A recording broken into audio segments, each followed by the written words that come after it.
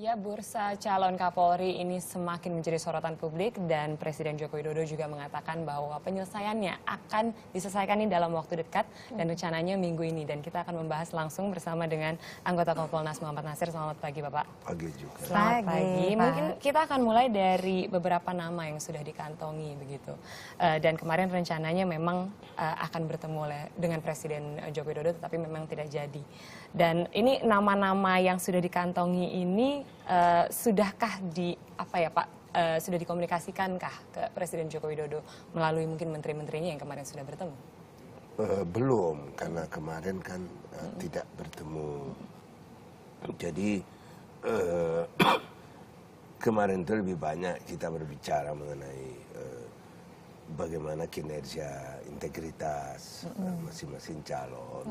Paling tidak menurut catatan yang ada, penelusuran, catatan dan penelusuran yang ada di Kompolnas. Baru itu aja ya Pak ya. Kalau misalnya dari catatan Anda, dari penelusuran Anda dengan dokumen yang sudah kemarin sempat dibawa juga ke istana, siapakah yang berada di rute? Iya dong, tahu dong Pak, wartawan. Mungkin pergi kosong nih. Iya dong. Nah, kalau misalnya boleh tahu urutan 1, 2, 3 yang kira-kira paling oke nih untuk jadikan Kapolri yang mana? 1, 2, 3 aja? Iya. Saya kira tidak masalah 1, 2, 3, 4, 5, 6 ya. Cuma tentu pasti kan ada senioritas juga kan Pak? Begini, kita tidak prioritas. Memberikan ranking itu sama dengan membatasi hak-hak yang melekat pada presiden. Jadi kita berikan nama, kita lebih ke arah pertimbangan. Undang-undang juga menyebutkan Kompolnas bertugas memberikan pertimbangan kepada presiden dalam rangka pemberhentian dan pengangkatan Kapolri. Jadi karena memang yang diberikan itu pertimbangan, sifatnya tentu sangat umum. Kalau bentuk kekuatan yang Anda temukan dari masing-masing Polri ini apa? Ya, mereka punya kekuatan yang relatif sama karena dia senior, Pati Polri aktif senior. Jadi senior itu bintang 3. Kemudian kita penting saya beritahu bahwa kita tidak memberi ranking, kita hanya memberi nama. Seandainya itu beliau menerima. Kalau kelemahannya apa Pak? Tadi Anda mengatakan ada kekuatan, ada kelemahan. Iya, tentu apalagi kelemahan itu ajaran Nabi, jangan menyampaikan kelemahan orang apalagi terbuka seperti ini. Oh ya, tapi memang banyak kan Pak, maksudnya kelemahan itu kita gitu. beritahu kepada presiden. Tapi kelemahannya apakah nantinya suatu hari, karena yang kita khawatirkan sekarang gini Pak, kan kemarin itu pas muncul kan beberapa nama calon Kapolri, kemudian akhirnya Budi Gunawan, loh kok tersangka gitu. Nah kita kan tidak mau itu terjadi lagi. Betul, gitu kan, kita semua sama-sama tidak mau. Oleh karena itu jauh-jauh hari kita sudah kirimi surat KPK dan PPATK. Oh ya? Tidak dijawab surat itu. Apa surat isinya? Isi surat ke KPK meminta untuk kita mendapatkan informasi atas korupsi, gratifikasi, suap yang dilakukan oleh calon-calon sebagai berikut. Karena mereka ini kita akan proses sebagai calon Kapolri. Itu kapan dikirim Pak? 25 April 2013. Sampai menit, udah lama dong. Iya, tapi sampai menit enggak, ini surat ini mau lama, sampai menit ini tidak dijawab. Oh ya? Begitu juga ke PPATK. Proses Kapolri ini bukan proses 1-2 hari deh. Kita setiap ke daerah itu melakukan kunjungan kerja, itu kita mencari tahu juga mengenai seseorang, kita temui. Katakan beliau mantan Kapolda Jawa Timur, kita cari tahu mana sopirnya, mana yang bekas ajudannya, kawan-kawannya, kita cari tahu semua. Dan memang itu, mencari rekam jejak ya begitu? You're right. Rekam jejak, mencari catatan-catatan yang penting. Oke. Tapi memang PPATK juga di sini mengatakan bahwa dia siap sebenarnya Pak. Siap, maksudnya bagaimana koordinasinya sampai menurut Kompolnas sudah siap? PPATK, kalau KPK kita itu punya MOU. Dalam pasal 3 itu sangat jelas menyebutkan bahwa kita berbagi data dan informasi untuk kepentingan menjalankan tugas masing-masing lembaga. Baik. Dan satu hal PPATK itu malah tidak mau untuk membuat MOU dengan Kompolnas. Jadi masih menolak sampai sekarang begitu? Iya, jadi tidak membalas surat, tidak mau membuat MOU dengan Kompolnas. Kita punya catatan, kita punya apa namanya, kita mengundang. Saya sendiri 2 kali ke KPK, ke PPATK untuk berkoordinasi begitu. Dan satu hal yang memang menjadi masalah gitu, concern dari masyarakat Indonesia adalah rekening gendut begitu. Ya. Rekening gendut yang juga dikaitkan oleh beberapa nama yang memang ada di bursa ini. Bagaimana cara untuk meyakinkan masyarakat kalau nantinya Kapolri yang memang dipilih ini tidak ada rekening gendut sama sekali kalau misalnya memang tidak melakukan koordinasi begitu dengan PPATK ataupun KPK? Iya. Ya, cara pertama adalah memang kita cara pertama itu memang kita langsung meminta kepada yang bersangkutan.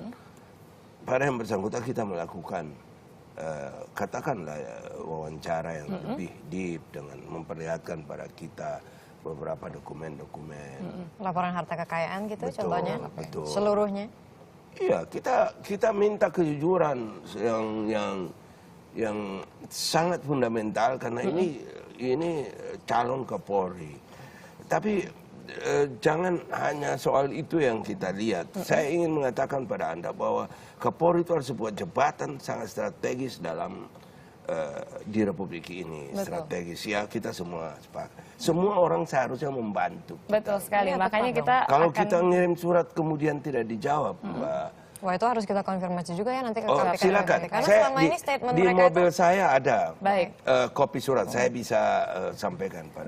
Baik Pak Nasir. Sekarang kita akan lihat juga, dari tadi kita sudah membicarakan, tapi nama-namanya ada 6 orang, Ya. yang kemarin juga ditambahkan lagi 2 orang yang cukup pada awalnya sempat dicopot, Ya. tidak dimasukkan, kemudian Ya. dimasukkan kembali. Baik. Kita coba lihat grafis di belakang. Beberapa nama, nih diantaranya ada Komjen Polisi Budi Waseso, Komjen Polisi Dwi Priyatno. Ini kemarin sempat ada beredar juga kabar Budi Waseso sempat tidak masuk juga, kemudian masuk karena sudah naik pangkat begitu menjadi komjen. Sekarang kita bicara mengenai Komjen Pol Badrudin Haiti. Dan juga ini 2 nama yang kemarin ditambahkan begitu Pak.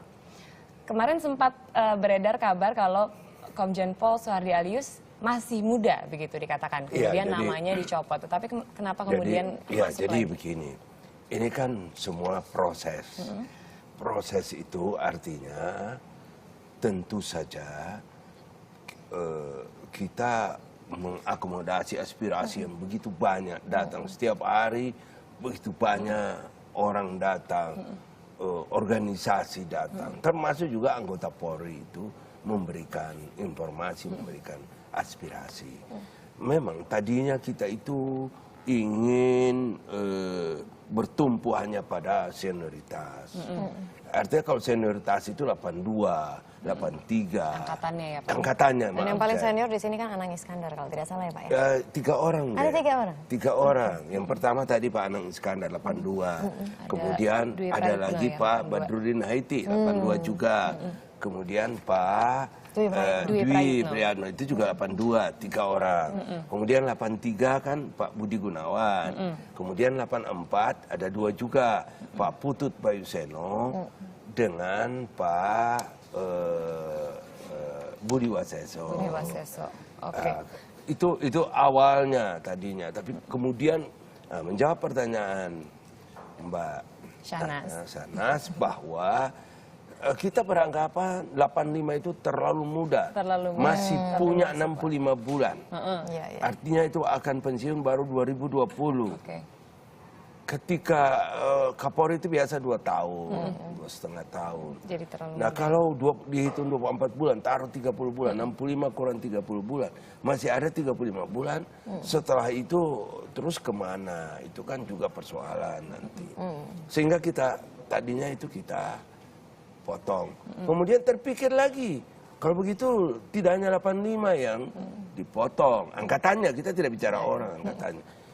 84 juga kalau perlu. Akan kena Pak Putut. Kita periksa Pak Putut ini masih 53 bulan. Pak Budi Waseso 38 bulan. Ini masih cukup panjang juga. Ya wes, kita potong. Berarti ada 3 teratas ya. Mungkin terakhir Pak ini. Tapi kemudian karena aspirasi begitu banyak datang, ya Oke, masukin Akhirnya aja. dimasukkan. Dengan alasan ini memberi presiden Baik. horizon yang lebih Baik. luas. Option ya. Ini satu pertanyaan terakhir Pak mengenai permohonan pra peradilan Budi Gunawan. Kalau bisa dikabulkan nanti kira-kira seperti apa ya? Apakah nanti akan dilantik? Apakah Kompolnas sudah punya view tentang itu? Waduh, ini kan mandat kita ini Mbak, mengurus Polri. Kalau itu pra peradilan Dikabulkan? artinya sebuah proses lainnya di luar Polri. Tapi memang perlu diantisipasi seandainya itu dikabulkan, terus bagaimana? Saya pikir ini ya, ini pemikiran saya bahwa proses hukum kan jalan. KPK itu kan tidak ada SP3 penghentian Betul. penyidikan.